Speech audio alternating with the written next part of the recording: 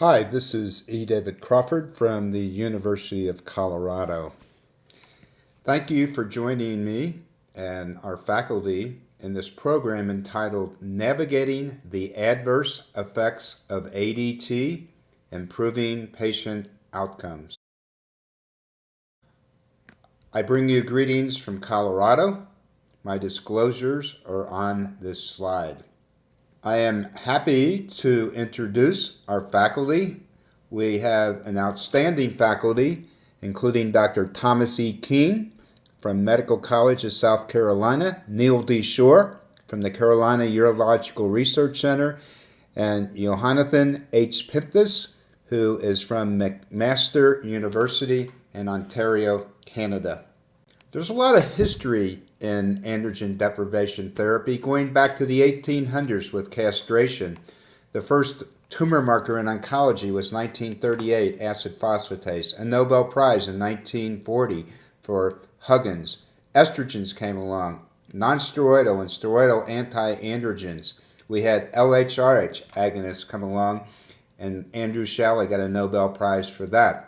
And then, in the last decade, we've seen a lot of new drugs introduced, including the antagonist Aberelix and now Degarelix, and androgen biosynthesis inhibitors, abiraterone, and really third-generation anti-androgens, enzalutamide. The side effects of ADTs can be sort of broadly categorized under castration syndrome. Loss of libido, fatigue, hot flashes, intellectual capacity changes, emotional changes, depression, muscular strength, different fat appositions, osteoporosis, and cardiovascular disease. We can also look at them and sort of side effects of conditions like sarcopenia, bone loss, leading to cardiovascular events, osteoporosis, and then further complications including cardiovascular death and fractures, and also skeletal-related events.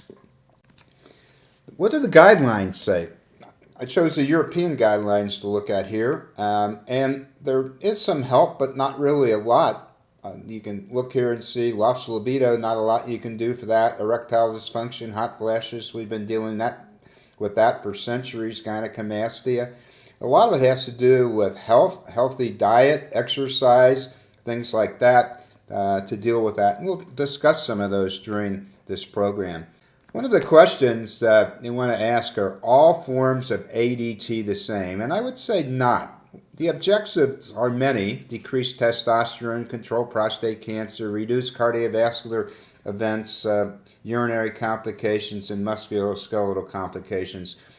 There's no question that cardiovascular complications are a major issue. And one that we will deal with in this symposia. If you look at cardiovascular events, it's the second most common cause of death in men with prostate cancer, and this has been shown in a number of different trials. This is not new. We go back to 1967 in the VA studies, and there was a study with men with radical prostatectomy and orchiectomy with or without estrogens. Clearly, you can see here that there is almost a double the rate of cardiovascular events, including fatal cardiovascular events, in men who are on estrogens. There have been a large number of observational studies that have looked at cardiovascular events, including sudden cardiac death, and there is a variation among these events depending on the type of androgen deprivation therapy that is utilized.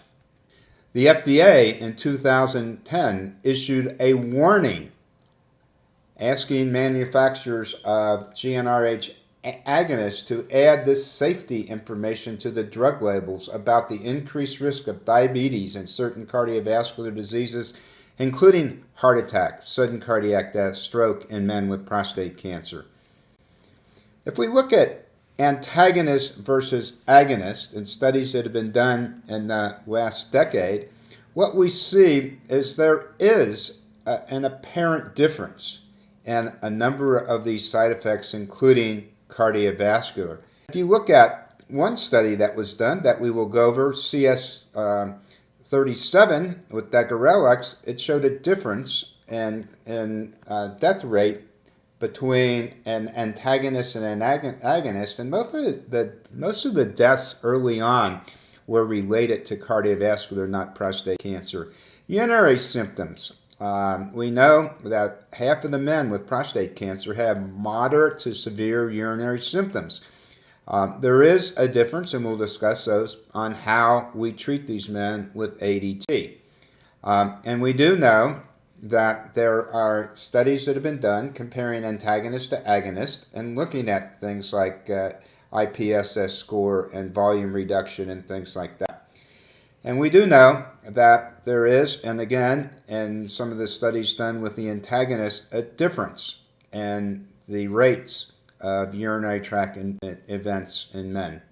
We also know that bone loss and musculoskeletal issues are common in men on ADT, and over 58% of men with risk factors for skeletal complications develop at least one fracture within the first 10 to 12 years. And there is a higher mortality associated with that. We look at these musculoskeletal events, again, there's some discrimination and difference between the type of ADT used. So in conclusion, ADT therapy is associated with many side effects, and the most prominent one, and one we're concerned about, are cardiovascular. We'll discuss all of the side effects during this program. We need to monitor these and try to navigate the patient through the issues with cardiovascular and other events.